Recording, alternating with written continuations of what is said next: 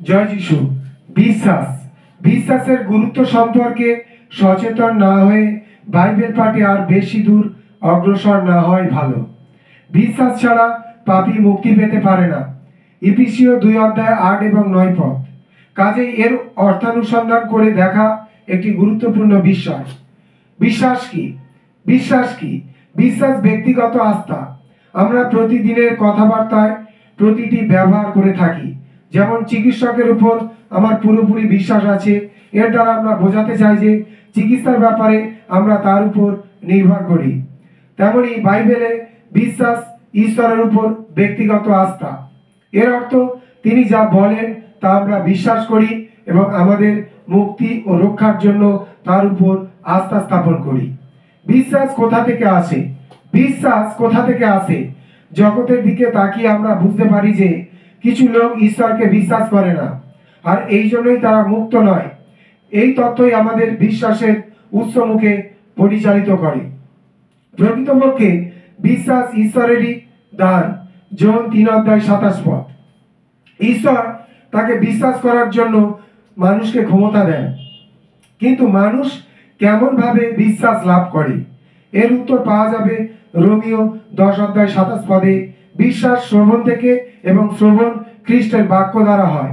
সুতরাং কারো যদি ঈশ্বরের প্রতি বিশ্বাস না থাকে, তার উচিত বাইবেল পাঠ করা।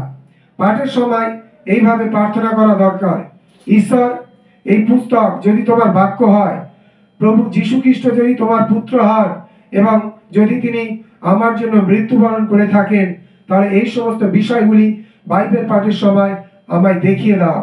ঈশ্বর প্রতিশ্রুতিবদ্ধ যে তার ইচ্ছা পালন করতে চায়। যে ঈশ্বরের ইচ্ছা পালন করতে চায় তিনি তাকে সত্যের জ্ঞান দান করেন। জন 7 অধ্যায় 17 পদ। বিশ্বাসের প্রকৃত লক্ষ্য বস্তু কি? বিশ্বাসের প্রকৃত লক্ষ্য বস্তু কি? বিশ্বাসের একটি লক্ষ্য বস্তু অবশ্যই থাকবে। এই লক্ষ্য বস্তু কোনো ব্যক্তি হতে পারে, যেমন আত্মীয় বা বন্ধু, অথবা কোনো বড় পদার্থ যেমন উড়োজাহাজও হতে পারে। বিশ্বাস থাকাই যথেষ্ট নয়। বিশ্বাসকে কোনো নির্ভরযোগ্য বস্তুর উপর অবশ্যই স্থাপিত হতে হবে। কারোর মনে তার গাড়ি সম্পর্কে বিশ্বাস থাকতে পারে যে তার গাড়ি তাকে গন্তব্যস্থানে পৌঁছে দেবে, কিন্তু তার গাড়ি যদি মেরামত না করলে নাই চলে, তাহলে সে অচিরে বুঝতে পারে যে সে অপাত্রে বিশ্বাস করেছিল। বাইবেল প্রভু যীশু খ্রিস্টকে বিশ্বাসের প্রকৃত লক্ষ্য বস্তু হিসাবে দেখিয়েছে।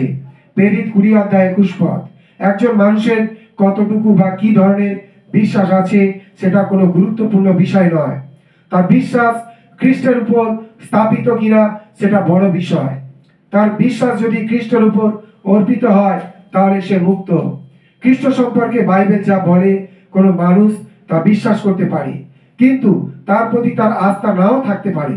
আপনার বিশ্বাস থাকতে পারে যে কোনো একটি ট্রেন বেলা 11টার সময় কোনো স্টেশন থেকে যাত্রা করে বিকেল 5টার সময় অন্য একটি স্টেশনে পৌঁছাবে।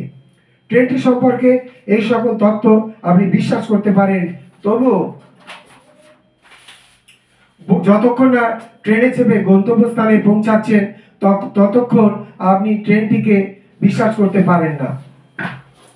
সেই রকম আপনি বিশ্বাস করতে পারেন খ্রিস্ট বেথলেহেমে জন্মেছেন, তিনি কালবেইতে মৃত্যুবরণ করেছেন, তিনি পুনরুত্থিত হয়েছেন এবং স্বর্গারোহণ করেছেন, কিন্তু আপনার পাপ মুক্তি এবং স্বর্গবাসের জন্য আপনি যতক্ষণ না খ্রিস্টের উপর নির্ভর করছেন, ততক্ষণ তার প্রতি আপনার বিশ্বাস যথার্থ নয়। বিশ্বাসের উদাহরণ। বিশ্বাসের উদাহরণ। বাইবেলে শাস্ত্র বিশ্বাসের উদাহরণে পরিপূর্ণ। বাইবেল শাস্ত্র বিশ্বাসের উদাহরণে পরিপূর্ণ। পবিত্র বাইবেল হচ্ছে বিশ্বাসের উদাহরণে পরিপূর্ণ। ইব্রিয় পুস্তকের 11 অধ্যায়কে বলা হয় বিশ্বাসের সম্মান তালিকা। ইব্রিয় পুস্তকের 11 অধ্যায়কে বলা হয় বিশ্বাসের সম্মান তালিকা, কারণ এই অধ্যায়ে বিশিষ্ট ব্যক্তি ও নারীদের যাদের বিশ্বাস ছিল তাদের তালিকা প্রদান করা হয়েছে। অন্য দুটি ঘটনা উল্লেখ করা যেতে পারে। প্রথমটি হলো মথিলিখিত সুসমাচারের শতপতির বিশ্বাস। মথিলিখিত সুসমাচারের শতপতির বিশ্বাস, মথি 8 অধ্যায় 5 থেকে 10 পদ। শতপতি বিশ্বাস করেছিল যে খ্রিস্ট শুধু মুখের কথাতে তার ভৃত্যকে সুস্থ করতে পারেন। শতপতি বিশ্বাস করেছিল যে খ্রিস্টের মুখের কথাতেই তার বৃদ্ধ সুস্থ হতে পারেন। অন্যটি হলো মতি 15 অধ্যায় 22 থেকে 28 পদ। মতি 15 অধ্যায় 22 থেকে 28 পদে উল্লেখিত কর্নেলীয় শ্রীলোকের বিশ্বাস।